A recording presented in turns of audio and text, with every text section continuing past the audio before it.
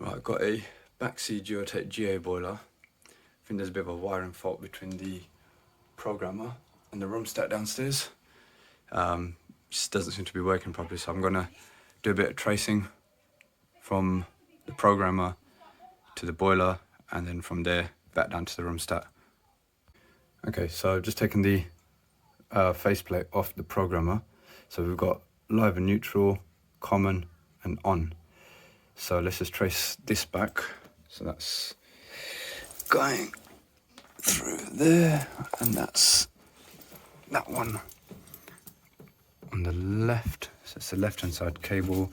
So we've got this 5 core here. Right, this is still live at the moment, so I've got to be a bit careful.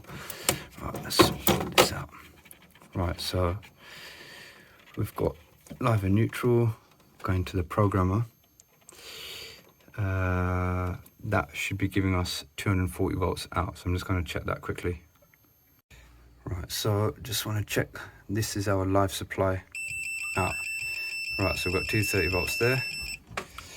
That's feeding common to the,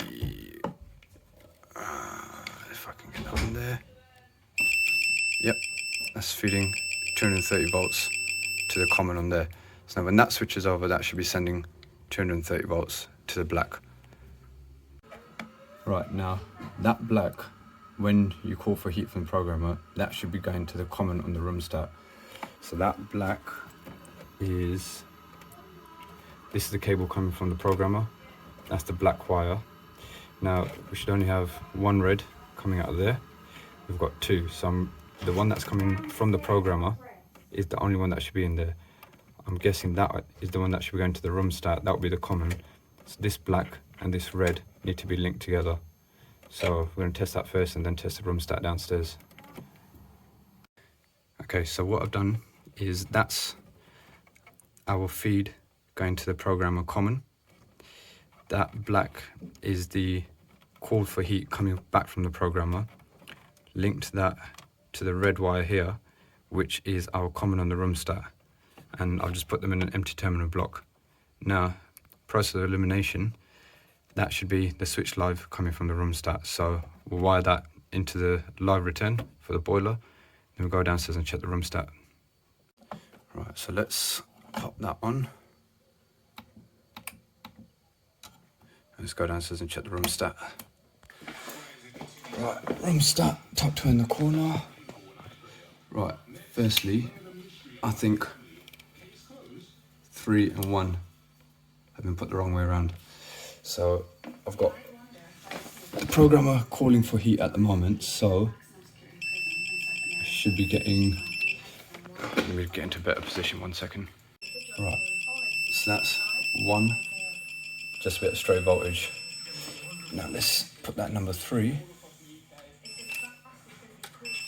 Right, so that's giving me 230 volts. That tells me that number 3 is my common, and that needs to be number 1.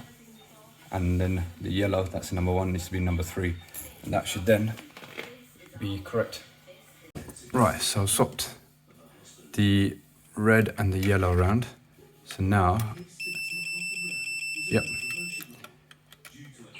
And now if I turn this up, I should now get 230.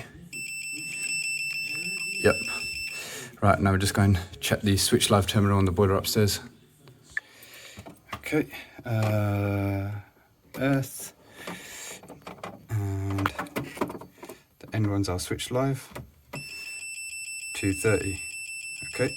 Now just going to the room stat down and make sure that goes off. Right, that's turned down. Yep, just a bit of stray voltage. Not enough to bring it on. Cool, so now I'm going to turn the boiler on itself and see if it actually comes on and off for heating as it should do. Right, no demand. Let's go and turn the room stat up. Okay. There we go. We have a demand.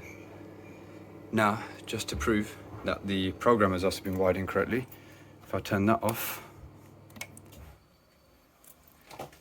demand goes off.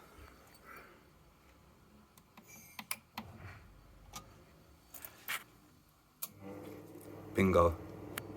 So I don't know what the wiring fault was before, but what I've done, I've traced the cables from the programmer back to the boiler.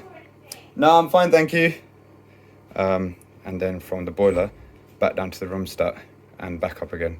So yeah, that's all fixed now.